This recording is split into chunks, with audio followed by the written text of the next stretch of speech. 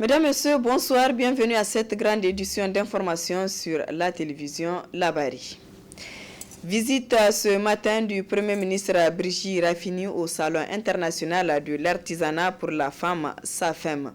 Le Premier ministre est accompagné dans cette visite par la ministre de la Promotion de la Femme et les femmes leaders du Niger.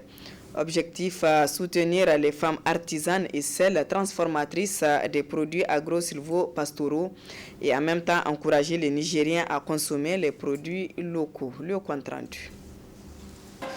À son arrivée au Palais de Sport où se tient le Salon international de l'artisanat pour la femme SAFEM, le Premier ministre Brigitte Raffini est accueilli par le ministre du Tourisme, celle de la promotion de la femme et les femmes leaders scandant le slogan « Chaque femme un panier ». Par cette visite, le Premier ministre entend soutenir les femmes artisanes et transformatrices des produits agro-silvo-pastoraux. À chaque stand, le Premier ministre a reçu des explications sur les fabrications et ou confections des différents produits exposés par les délégations des 8 régions du Niger et des pays de l'Afrique de l'Ouest. Après la visite, le Premier ministre se dit très émerveillé de découvrir le talent de la femme africaine. J'ai été impressionné par ce génie de la femme artisane que chaque année, il ne fait que s'améliorer. Il y a de nouveaux produits à chaque fois et des produits de qualité. Vraiment, il y a de quoi être fier de l'artisanat féminin au Niger. Je dois également féliciter et remercier toutes les délégations étrangères qui sont venues massivement à cet événement de cette année, particulièrement le Sénégal, le pays invité d'honneur qui a vraiment fait honneur au Niger. Je dois dire que les organisateurs du SAFEM méritent de la nation, ils méritent qu'on les encourage parce que c'est un événement qui prend de l'ampleur, qui est internationalement reconnu désormais comme étant vraiment un espace du donner et du recevoir dans le domaine de l'artisanat et un artisanat de haute gamme. Aussi bien au niveau de l'art tout court qu'au niveau de l'art culinaire, l'art sur le plan alimentaire, cette transformation des aliments, c'est exceptionnel. Le Premier ministre a par la suite invité la population à soutenir les braves femmes en consommant leurs produits. Nous devons encourager les femmes artisanes à travers la consommation des produits alimentaires que j'ai vus, qui sont de très bonne qualité. Il faudrait que nos services qui ont des services de restauration, que ce soit au niveau des restaurants universitaires, que ce soit au niveau des établissements pénitentiaires, que ce soit au niveau des écoles. Nous lançons un appel pour qu'ils privilégient la consommation de ces produits qui sont faits dans de très bonnes conditions d'hygiène et qui sont de très haute valeur nutritive. Donc nous pensons que nous avons vraiment de quoi consommer nigérien. En tout cas, bravo aux femmes, bravo aux SAFEM, bravo aux organisateurs et les succès doivent continuer. Le Premier ministre Brigitte Raffini est parti très satisfait de cette visite. Enfin, les femmes leaders qui ont accompagné le Premier ministre dans cette visite ont fait des achats pour répondre à l'appel du Premier ministre. Le président de la France, Emmanuel Macron, a invité le 16 décembre prochain en France les 5 chefs d'État du G5 Sahel afin de clarifier s'ils veulent ou pas de la présence de troupes françaises dans leur espace. Cette invitation sous forme déguisée n'a pas laissé indifférent le président d'urgence panafricaniste Oumarou Abder, que je vous invite à suivre avant de le retrouver en partie magazine de cette édition. Donc le premier message, il est adressé au président Macron, qu'il sache qu'une nouvelle génération est là, qui n'acceptera plus de se faire piétiner, qui n'acceptera plus justement qu'on se lève un bon matin pour venir s'installer dans un pays. Parce que vous devrez savoir qu'aucune force étrangère ne peut s'installer en France sans qu'on ne passe par l'Assemblée nationale européenne. Le deuxième message que je voulais faire passer, c'est pour nos chefs d'État, qu'ils comprennent qu'ils sont face à l'histoire, qu'ils comprennent qu'aujourd'hui, la nouvelle génération, qu'ils comprennent que la majorité de la population a les yeux braqués sur eux. Et que le 16, à Pau, Tous ceux qui aura, toutes les populations du G5 Sahel auront les yeux braqués sur eux. Qu'ils comprennent une chose, s'ils prennent la meilleure des décisions pour dire la vérité au président Macron, ils auront le soutien populaire. Par contre, s'ils font l'erreur de confirmer à la nouvelle génération qu'ils sont des sous-préfets de la France, qu'un petit Macron peut les convoquer dans une ville de son choix pour les mettre dos au mur, qu'ils comprennent aussi qu'il y aura une nouvelle génération qui va leur dire qu'ils seront opposés et qui vont même manifester leur mécontentement pour dire que ce n'est pas normal. Oumarou Abdraman, président d'urgence panafricaniste que vous retrouverez en partie magazine de ce journal. Ouverture ce matin à Alternative Espace Citoyen du séminaire annuel des leaders paysans et acteurs de la société civile sur la place que doit occuper le droit à l'alimentation saine et suffisante dans le budget de l'État. Le compte-rendu de Ali Cissé Ibrahim et Chebou Guissou. Pour bien vivre, il faut avoir une alimentation saine et équilibrée.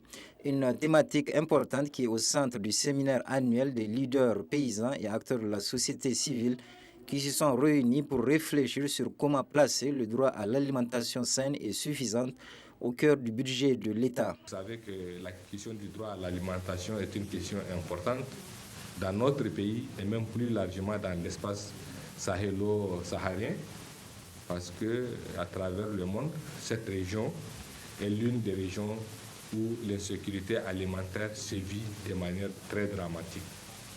Chaque année, ne serait-ce qu'au Niger, nous avons pratiquement au moins 2 millions de personnes qui ont des difficultés pour avoir accès à l'alimentation.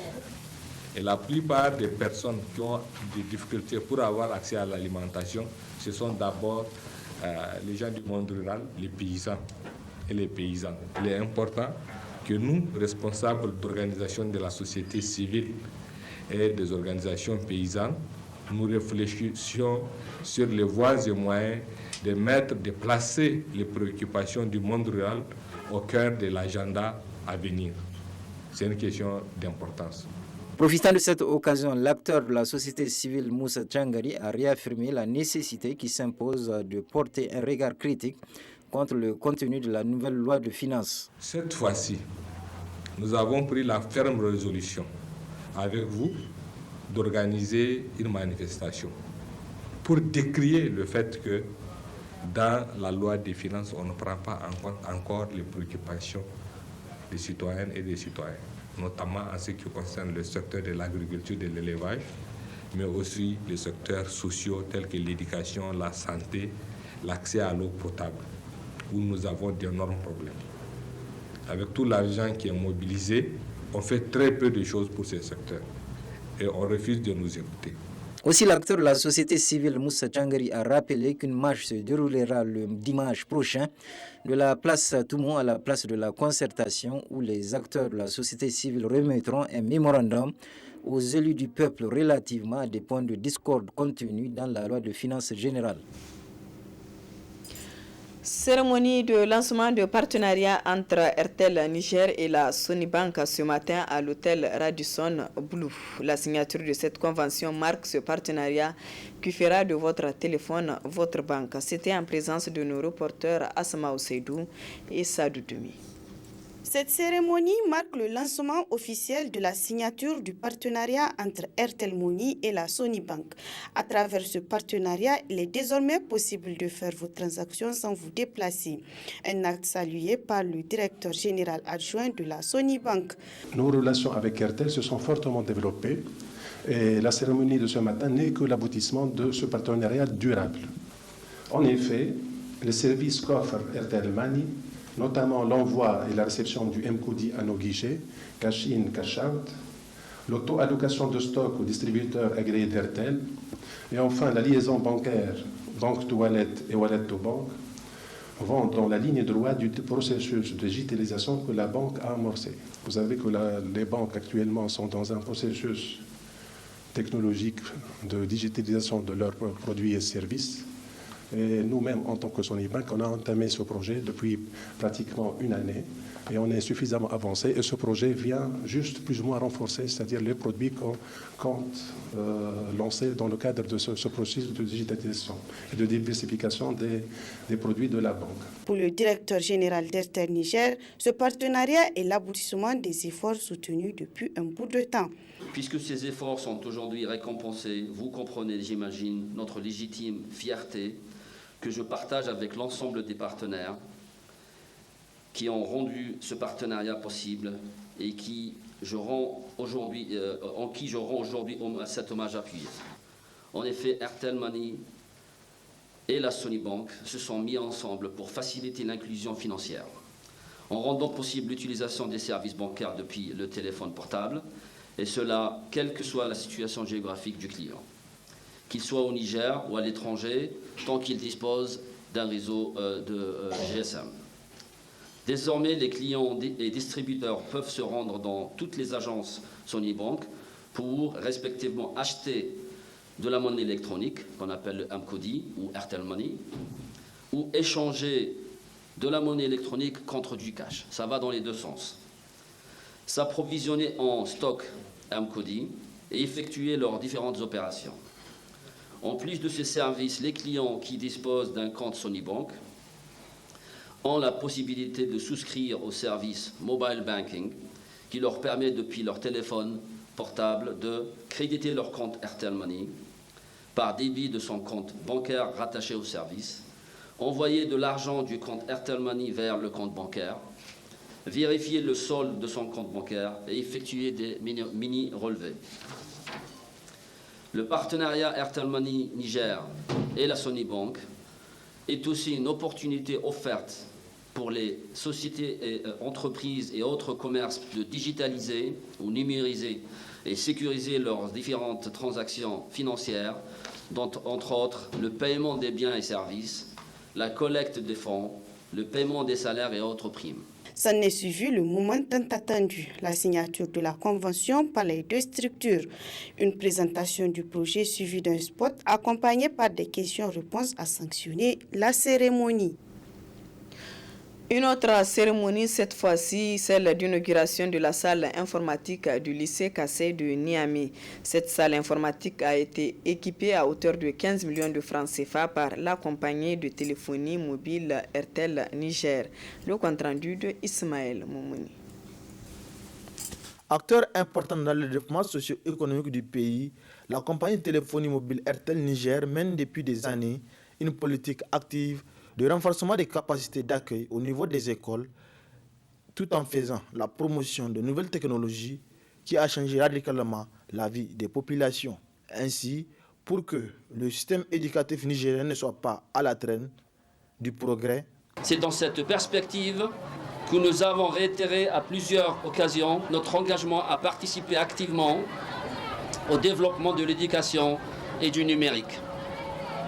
Au total, 16 écoles, je dis bien 16 écoles, réparties dans toutes les régions du Niger, ont bénéficié à ce jour de notre programme à travers la construction de salles de classe équipées de tables-bancs, la construction de blocs de latrines dans chacune des écoles construites, la fourniture de matériel didactique pour les élèves et les enseignants, l'équipement en tables-bancs et matériel informatique.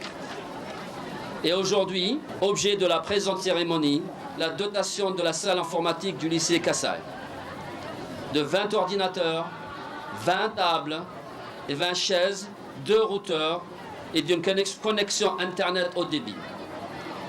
C'est au total 15 millions de francs CFA qui ont ainsi été investis pour améliorer les conditions d'apprentissage au lycée Kassai. Notre ambition est de poursuivre le raccordement de tous les établissements à Internet avec la 4G+, et surtout de renforcer les capacités des salles informatiques en matériel adapté à leurs besoins afin de faciliter l'accès à Internet au plus grand nombre de nos jeunes. Chez d'Airtel Niger n'a pas laissé indifférent le responsable du ministère des enseignements secondaires et le premier responsable de l'école, car depuis sa création dans les années 60, c'est pour la première fois qu'une compagnie de téléphonie mobile pense au lycée Kassai. Monsieur le directeur général, votre société, une fois de plus, vient de se magnifier en faveur de nos élèves par la dotation de l'établissement de 20 ordinateurs, 20 tables, 20 chaises et la connexion Internet 4G. En doublant notre capacité en outils informatiques, RTL contribue ainsi à l'initiation et à la maîtrise des nouvelles technologies de l'information et de la communication. Par ce geste noble, RTL vient d'apporter sa pierre à l'édification d'une école de qualité au profit de la jeunesse nigérienne. Monsieur le directeur général, mesdames et messieurs, au nom de tout le personnel du CACEI et de l'ensemble des élèves, je tiens à vous témoigner toute notre reconnaissance. L'Internet n'est plus un luxe avec RTL qui contribue au développement du Niger. Le directeur général d'RTL Niger a offert un cadeau à un élève qui a séduit l'assistance à travers des vers. Magnifique, Angélique, toi qui viens à moi pour combler ma joie, toi, RTL, toi, maître des réseaux, tu combles ma joie et me soulages par ta voix. Cérémonie de remise de matériel au profit des bataillons nigériens de la force conjointe du G5 Sahel. Un don du gouvernement des États-Unis d'Amérique cet après-midi à la direction centrale du matériel de l'armée de terre. C'était en présence de nos reporters Hamza Sakou et Sadou Demi.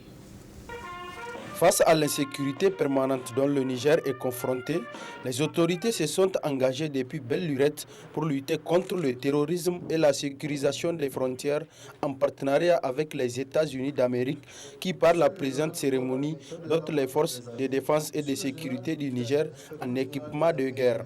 Je suis ravi d'être parmi vous pour commémorer la 12e remise officielle de dons d'équipement des États-Unis au profit des forces armées nigériennes dans le cadre des opérations du G5 Sahel. Notre présence aujourd'hui témoigne de notre engagement envers le Niger et les forces du G5 Sahel qui ouvrent pour la sécurité et la paix dans la région. Ces équipements présents devant vous comprennent 13 véhicules blindés Mamba, 86 systèmes radio et 4 containers blindés représentent juste une petite partie d'un don de plus de 21 millions de dollars américains, un équipement et formation des États-Unis au Niger dans le cadre des opérations de G5 Sahel. Nous attendons tout prochainement l'arrivée des 47 véhicules blindés tactiques, des pièces de rechange, équipements de protection individuelle et de formation. C'est notre espoir que ces dons vont renforcer la capacité du Niger de déployer ses forces de G5 Sahel et améliorer la sécurité aux frontières avec le Niger et le Burkina Faso, où les organisations extrémistes violentes opèrent activement. Les États-Unis respectent la souveraineté nationale et l'intégrité territoriale du Niger et comprennent l'importance de cette mission dans le contexte de crise de sécurité régionale. Le Niger est un partenaire stratégique, essentiel dans le combat contre les groupes terroristes et extrémistes et pour la paix dans le Sahel. L'assistance des États-Unis aux forces de G5 Sahel est une petite partie d'un plus grand et durable appui du secteur sécuritaire au Niger. Le ministre de la Défense nationale, prenant la parole à son tour, a souligné la bonne coopération qui existe entre les deux gouvernements. La cérémonie qui nous réunit aujourd'hui marque une fois de plus la vitalité des relations entre la République du Niger et les États-Unis d'Amérique. En effet, les États-Unis d'Amérique ont de tout temps appuyé les forces armées nigériennes actuellement engagées à Difa dans le cadre de la lutte contre Boko Haram. Ce matériel a montré son efficacité, surtout dans la protection des hommes et la panique qu'ils sèment dans les rangs de l'ennemi. Aujourd'hui encore, les États-Unis d'Amérique réitèrent leur appui en contribuant à l'équipement des 2 bataillons nigériens de la force conjointe du G5 Sahel avec les moyens de transport, de communication et de navigation. La République du Niger transmet ses sincères remerciements au gouvernement des États-Unis d'Amérique pour toute l'assistance qu'il apporte aux forces armées nigériennes dans le cadre de la coopération militaire.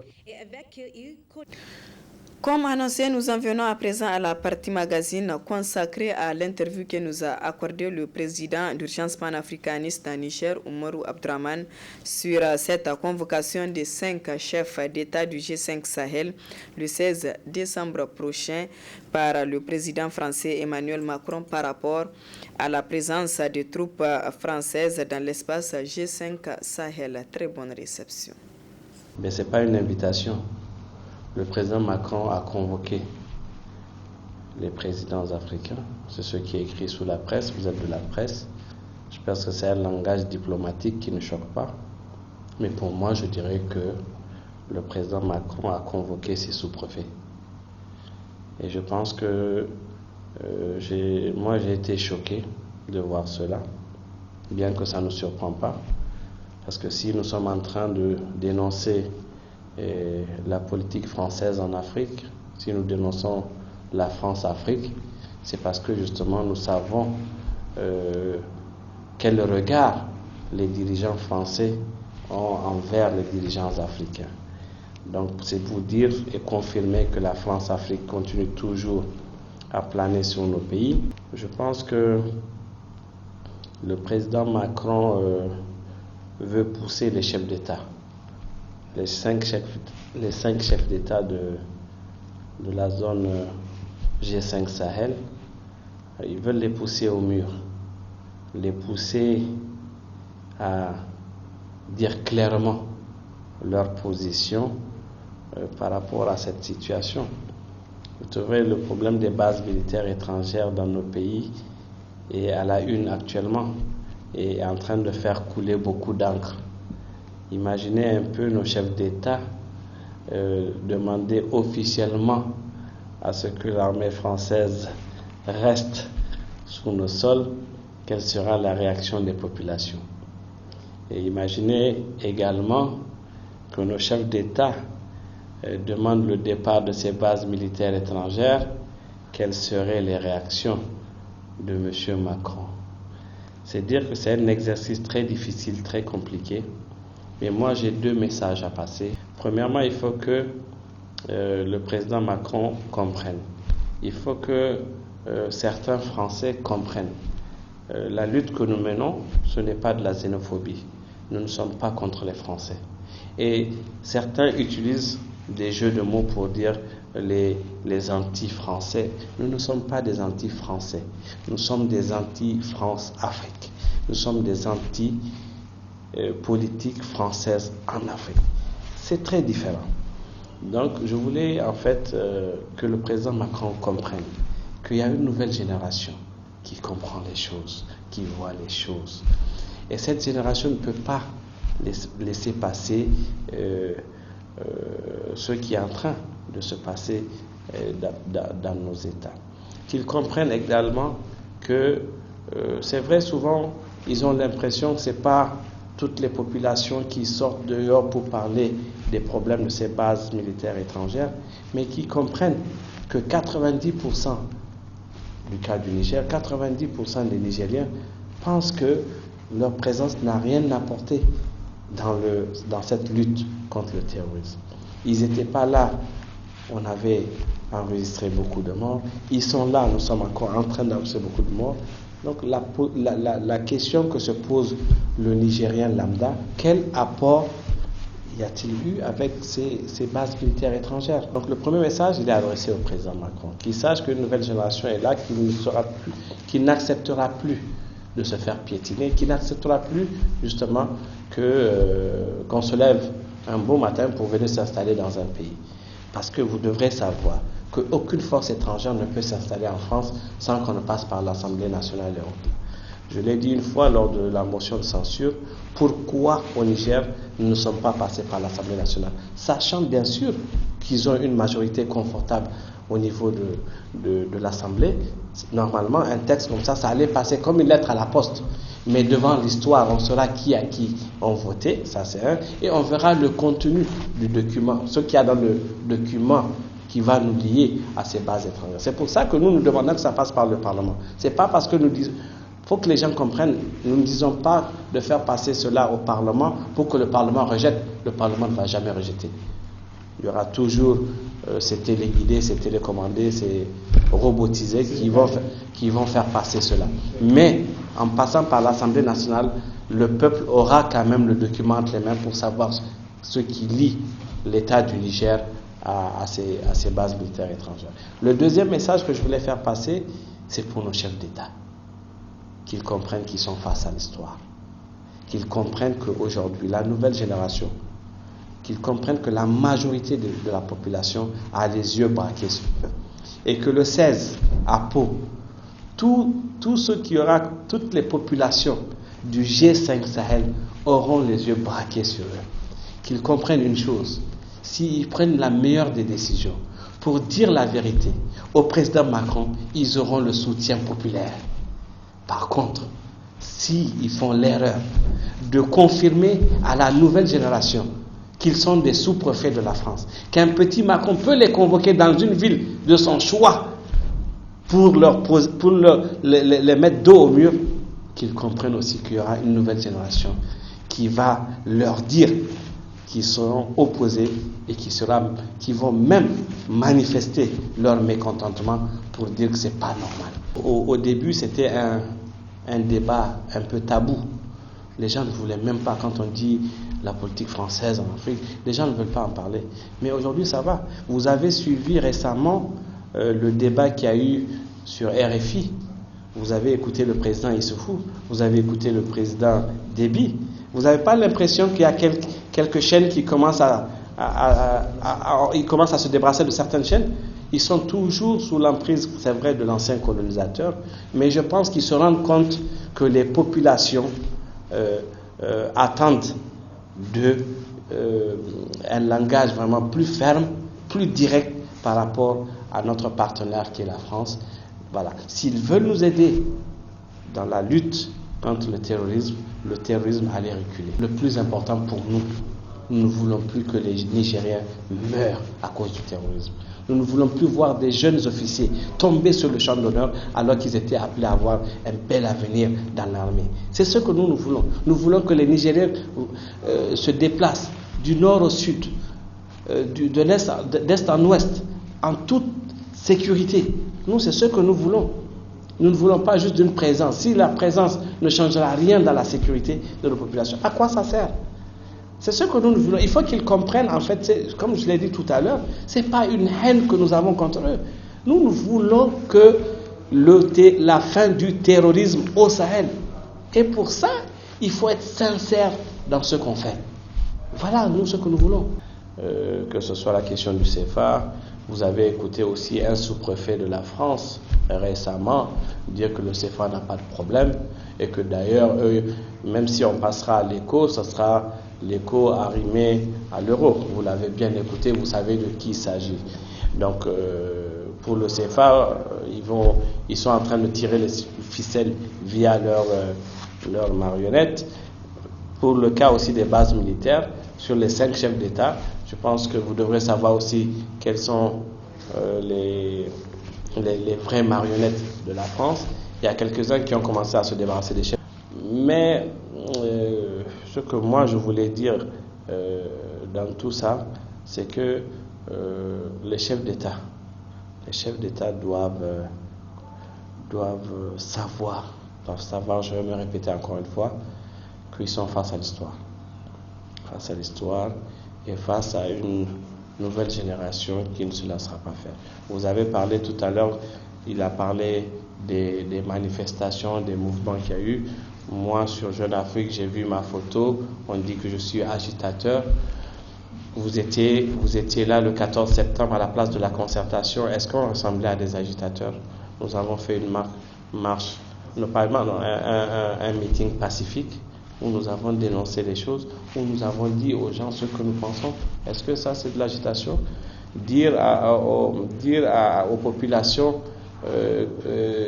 ce que nous voulons comme monnaie, c'est un problème. Dire aux populations que nous n'avons pas besoin des bases militaires parce que ça n'a rien changé dans notre quotidien. Chaque jour, les familles sont endeuillées, c'est un problème, c'est ça être un agitateur. Donc vraiment parler de ces mouvements anti-base française, bon, bien qu'il n'a pas voulu parler des anti-francs CFA, je pense que c'est un faux débat. C'est pour distraire les gens. De toute façon, actuellement, la balle n'est pas dans le camp de Macron, la balle est dans le camp des 5 chefs d'État qui feront le déplacement pour l'écouter.